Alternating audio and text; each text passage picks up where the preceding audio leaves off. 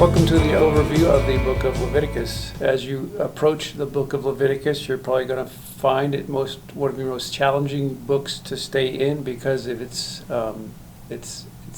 preciseness, of its technical nature.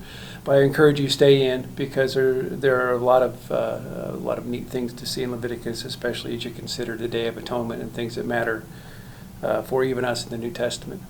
When we come to the book of Leviticus, it's the third book of the Pentateuch.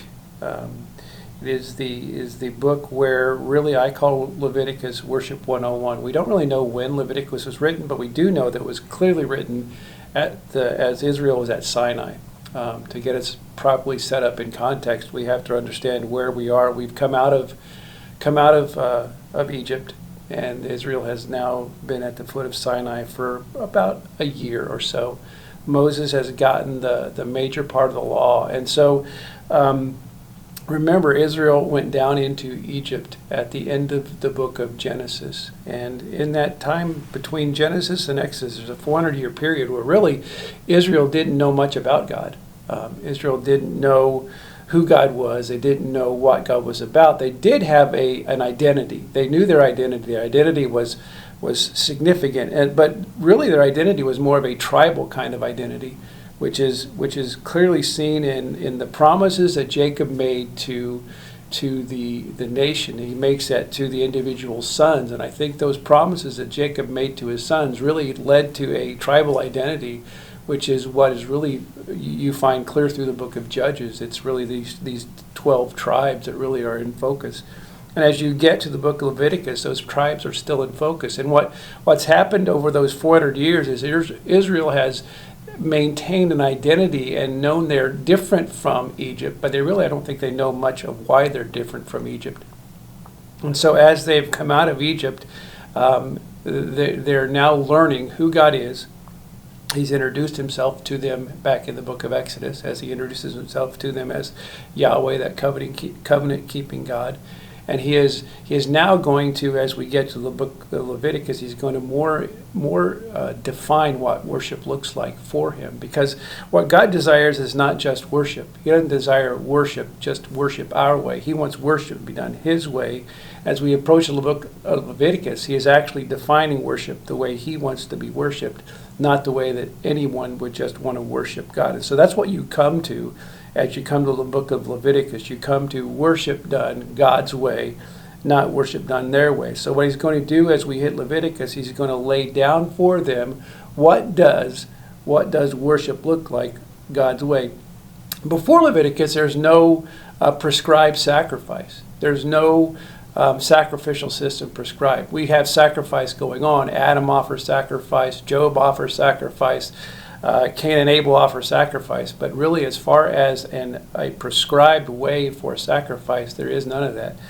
There are no feasts as we approach Leviticus. There are no feasts set down. The first feast to be set down will be Passover, and that happens at the end of, as they're coming out of Egypt. So there's no real festival schedule.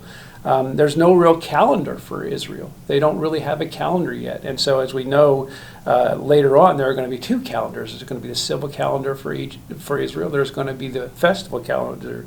And this really is where the festival calendar gets set up, is in the book of Leviticus. So that's what we know as we come to the book of Leviticus. There are a lot of firsts in Leviticus. And the first thing we have are the structured worship. We're going to have structured worship, structured feast, structured sacrifices.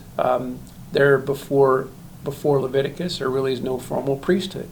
In Leviticus, we're going to have the priesthood established, and so that becomes very significant as we approach the book. What are some of the themes of the book of Leviticus? I think there are several themes, and the first theme is God's holy character. God is going to establish, you're going to see that throughout the book. You're going to see throughout the book God's remembering or calling to Israel to remember his character and who he is as the Holy One of Israel. We're going to see as a theme is the conditional aspect of the Mosaic covenant. Mosaic covenant is a conditional covenant. There is an if. If you will do this, then I will do this. And so you're going to see throughout the book of Leviticus the if part of the Mosaic covenant, the things that they are called to do to maintain or to keep the land promise that God gives. The people promise, again, is always through Abraham, the Abrahamic promise, but the land promise is conditional. They will stay long in the land if they honor, do these things, and so he's going to set that up for them. True worship, as we've talked about, true worship is a strong theme throughout the book of Leviticus. How do you worship God His way? Because when you worship God your way, He actually despises that. He detests that. In Amos chapter 5, he talks about what worship had become later on in Israel, and what worship has become is this thing that God detests, God despises. In fact, He tells them, I despise your worship the way you do it. But so God doesn't want to be worshipped just any way. He wants to be worshipped His way, and true worship must be done His way. Contrasting Amos 5, where God says He despises their worship, with Psalm 51, where God says He doesn't despise a heart that's broken and contrite. So real worship always comes from the heart. Real worship is always done God's way. Then we have, I think, the theme of atonement. One of the biggest chapters in Leviticus is Leviticus 16, where it's the Day of Atonement, which is going to set the course for what atonement looks like in Israel. And we're going to see the idea of atonement and what is atoned for and what is atoned for and covered for in that word, the understanding of that atonement. Some of the words you'll see are clean versus unclean, the sacrificial system, the priests. And there's going to be a new word introduced to Israel. It's the word kippur, the word atonement, and what that looks like. And I think it's also important to notice some things, some major things. One of the things you're going to see throughout Israel, throughout Leviticus, especially the first part of the book, is you're going to see this term unintentional sin.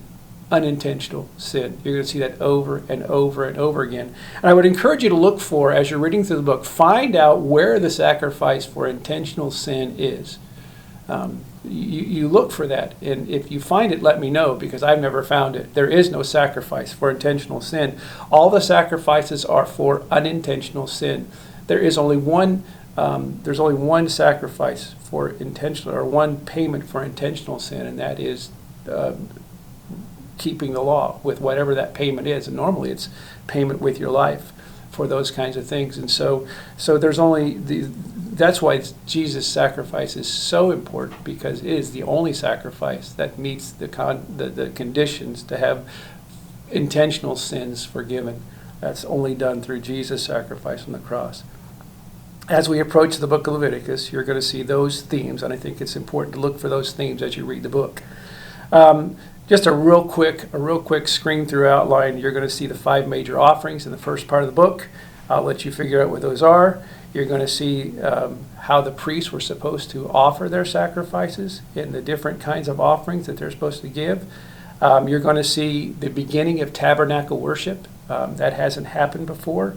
You're going to see the consecration of Aaron and his sons. There had been no priests consecrated up to Aaron's being consecrated. You're actually going to see the first failure of the priests, and Nadab and Abihu.